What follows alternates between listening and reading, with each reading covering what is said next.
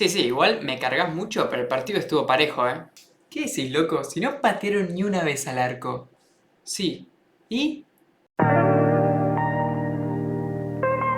Estamos acostumbrados a escuchar que los números no engañan, pero realmente esa es una apreciación mentirosa, porque a los números se les atribuyen cosas, y en esa mezcla entre estadísticas y juicios de valor es donde se encuentra la manipulación y la desinformación. El tiro al arco intuitivamente parecería ser la mejor estadística para medir cómo ataca un equipo o qué tanto lo hace. Pero después de escuchar los argumentos de este video, te vas a convencer que es una herramienta pésima para esto. En este video vamos a demostrar la inutilidad de la estadística de tiros al arco para la manera en la que se suele usar. También vamos a mostrar usos reales para este número y usarlo dentro de un contexto mucho más seguro. Y también vamos a mostrar datos sustitutos para lo que se suele usar la estadística de tiros al arco, o sea, medir la peligrosidad de un equipo durante un partido. El primer punto será: el tiro al arco no siempre es más peligroso que un tiro afuera. Vamos a empezar rápidamente con dos ejemplos, y su tarea es determinar qué jugada les parece de mayor peligro.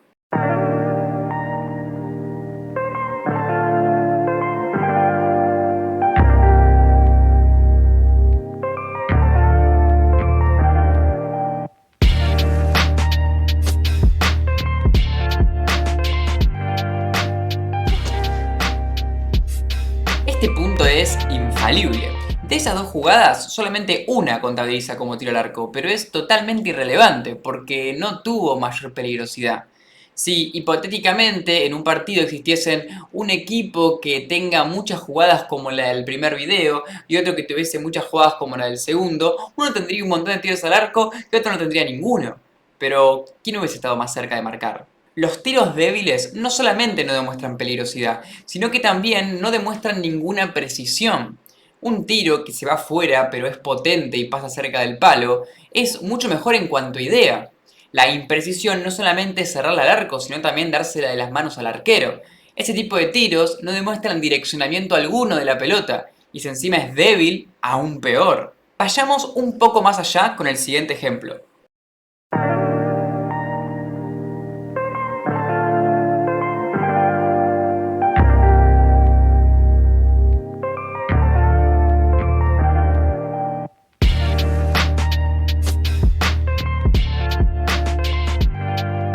Los tiros a larga distancia son un gran ejemplo. Un equipo que hiciera la mayoría de jugadas con tiros desde el medio, no tan potentes, posiblemente podría inflar la estadística de tiros al arco a niveles increíbles. Y otro, rematando de manera más potente, intentando buscar el ángulo, quizás no. Pero eso implicaría que el que tenga mejor número sea el que realmente estuvo más inteligente, que tuvo más criterio o que simplemente atacó mejor. ¿A qué conclusión llegamos? Que un tiro al arco no va a ser peligroso por donde desemboca geográficamente, sino por su contexto. Y ojo, no es que un tiro afuera sea siempre mejor, va a depender del partido.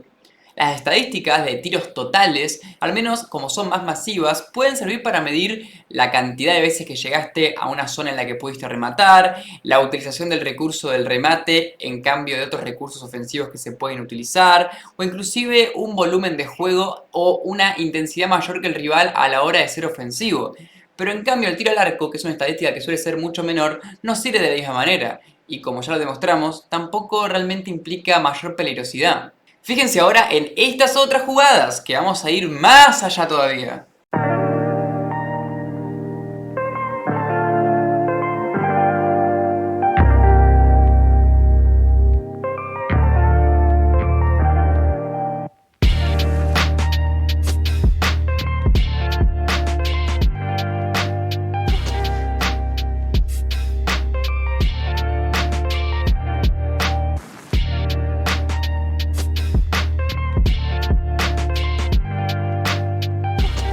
Estos ejemplos vuelven a demostrar que no hace falta siquiera que se ejecute un tiro como tal para hacer una jugada más peligrosa que algunos tiros.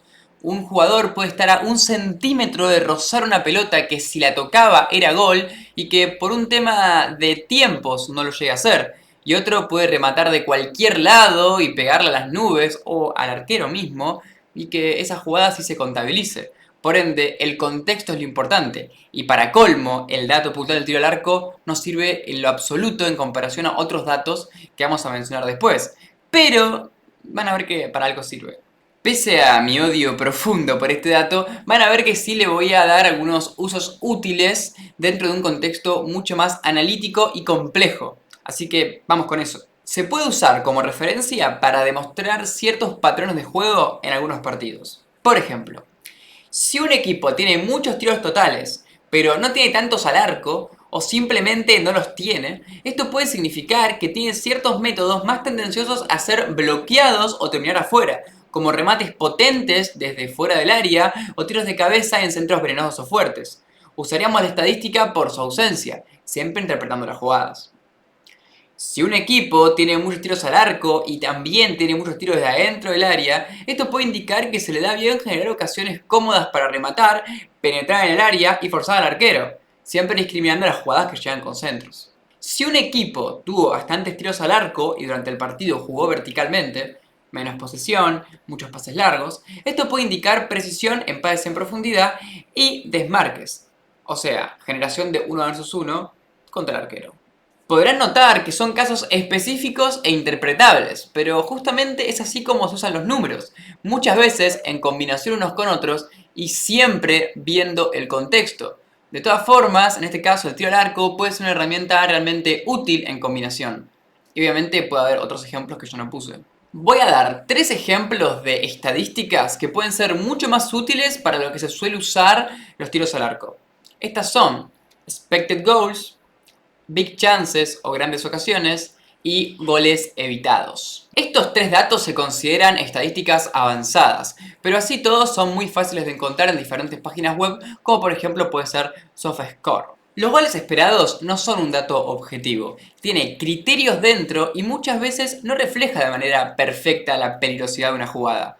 Pero así todo es muchísimo más exacta y precisa que el tiro al arco, ya que ésta se fija en el contexto de la situación para medir en torno a eso del 0 al 1, siendo 1 el número más alto y por ende la jugada más peligrosa, las diferentes ocasiones en las que hay tiros. De esta manera se fija en cuestiones como por ejemplo el posicionamiento del jugador, el lugar geográfico en la cancha, qué tantos defensores hay en la jugada y otras cosas más que de todas formas en internet hay muchísimas páginas que explican cómo se da esa estadística. Así todo tiene una debilidad y es que depende de jugadas en las que haya un tiro, que haya un remate. Jugadas como las que vimos antes, en las de que no llega a rematar, no se puede medir al menos con la estadística de goles esperados. Las grandes oportunidades o big chances son una síntesis y tienen mucho que ver con los expected goals. En este caso son jugadas que tienen un alto número de expected, entonces de esta forma se considera una chance clara. Es útil, es más intuitiva de usar y al mismo tiempo es más fácil de interpretar, pero no es tan precisa. En este sentido es útil, pero quizás para los más frikis o que les interesa más estar bien al tanto de cada situación, es mejor la anterior. La estadística de goles evitados es de arqueros y es el reemplazo ideal para el tiro al arco, porque al medirse en torno a las atajadas, todos los tiros al arco van a estar acompañados de una estadística de goles evitados. Ahora, la idea es poder medir la dificultad de las atajadas, y justamente esta estadística está hecha para eso. Depende del contexto y con un criterio bastante similar al de las estadísticas anteriores, mide muy profundamente la peligrosidad de cada tiro que va direccionado hacia el arquero. Imagínense el siguiente partido en el que un arquero tiene 8 atajadas, un número bastante considerable.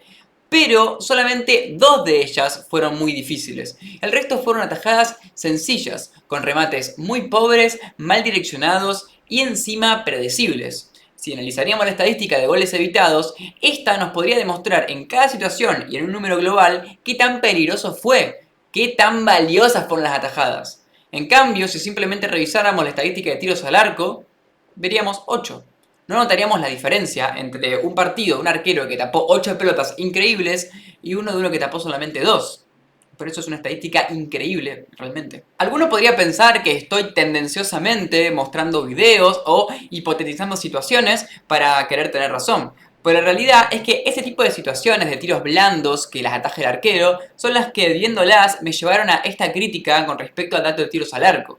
Yo considero que saber bien el valor de cada dato y en qué contexto vale es súper útil para poder tener un debate coherente y no dejar de llevar por un periodismo que muchas veces, tirando datos al aire, cree que está tirando factos. Los ejemplos son extremos porque facilitan el entendimiento, y de todas formas, en todos los partidos hay jugadas como estas, y evidentemente en algunos casos son más grises y en otros casos más extremas.